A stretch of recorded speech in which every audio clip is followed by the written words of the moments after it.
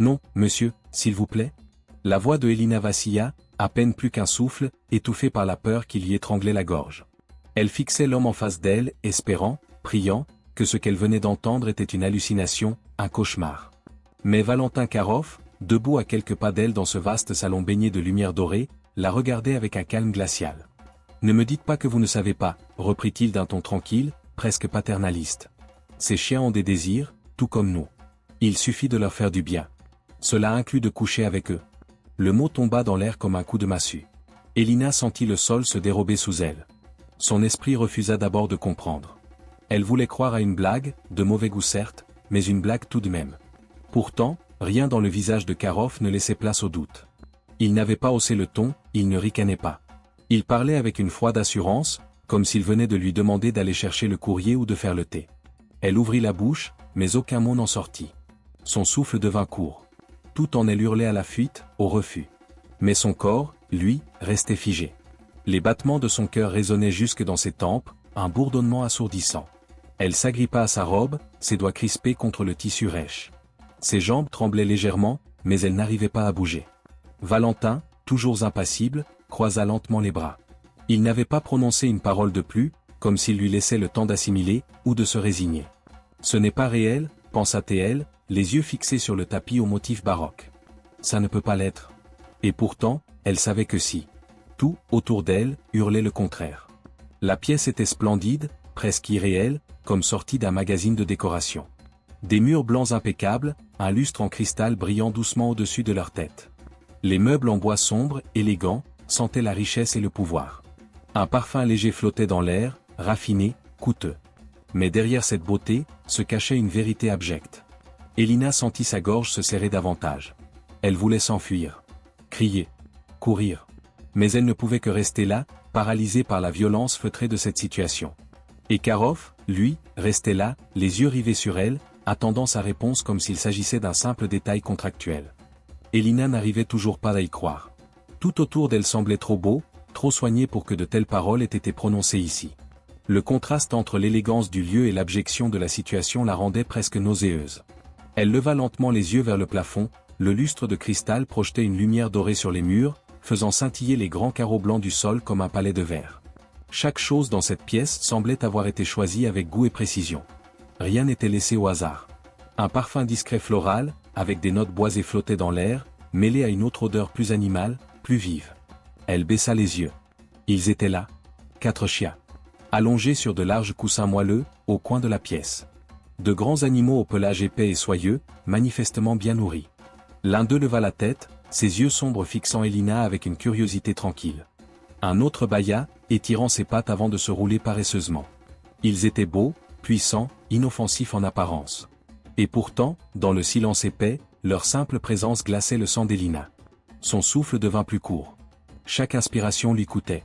Ses mains, toujours crispées sur sa robe, devenaient moites. Elle sentait chaque battement de son cœur cogner contre sa cage thoracique comme un bélier affolé. Comment avait-elle pu en arriver là? Dans cette pièce immaculée, entourée de luxe et de bêtes silencieuses, face à un homme capable de lui demander l'impensable? Ce n'était pas un cauchemar. Elina se le répétait encore et encore, comme pour tenter de se convaincre que ce qu'elle vivait n'était qu'un trouble passager, un délire dont elle se réveillerait bientôt. Pourtant, le sol sous ses pieds était bien réel, aussi lisse et froid que la peur qui la saisissait. Ses pensées tournoyaient dans sa tête, chaotiques, heurtées. Chaque mot prononcé par Valentin Karhoff résonnait encore dans son crâne, une lame plantée dans sa conscience. Coucher avec eux. Elle aurait préféré une claque, un hurlement, une menace. Au moins, cela aurait eu du sens. Mais non. Elle était là, debout ou plutôt figée sur un simple tabouret de bois près de la porte, son corps incapable de répondre à ses instincts. Ses jambes lui hurlaient de fuir. Chaque muscle tendu criait à l'alerte. Mais la peur, cette peur primale et viscérale, la clouait sur place. La pièce lui semblait soudain trop grande, trop nue. Les murs, autrefois rassurants par leur blancheur éclatante, lui donnaient l'impression d'être exposés. Comme si les regards invisibles d'un monde entier pesaient sur elle. Elle détourna brièvement les yeux vers les chiens, qui bougeaient paresseusement sur leurs coussins. Ils étaient là, présents, indifférents au drame humain qui se déroulait à quelques mètres. Elle sentit ses yeux picoter, une brûlure familière. Les larmes voulaient monter.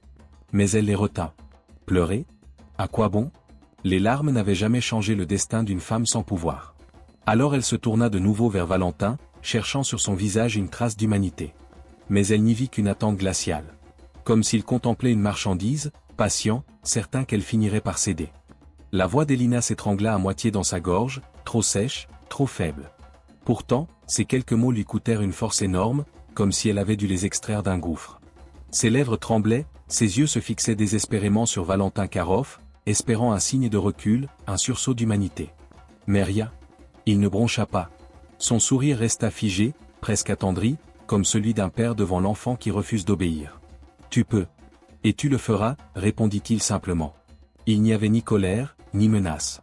Juste cette certitude tranquille et implacable. Elina sentit son estomac se tordre violemment. Une nausée monta dans sa gorge. Elle serra les dents pour ne pas vomir.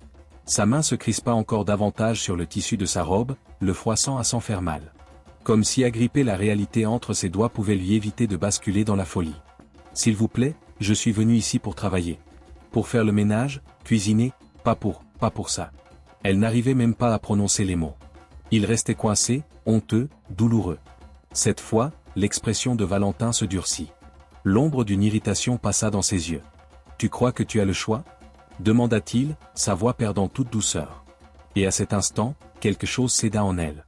Une barrière intérieure qu'elle avait toujours tenue bien droite, celle qui la protégeait du désespoir, celle qui lui faisait croire qu'il restait toujours un échappatoire, un non possible. Non. Elle n'avait pas le choix. Toute sa vie avait été une lutte. Depuis l'enfance, elle avait porté de lourdes charges, travaillé sous un soleil brûlant, s'était privée de repas pour nourrir sa mère malade, pour offrir une éducation à sa petite fille.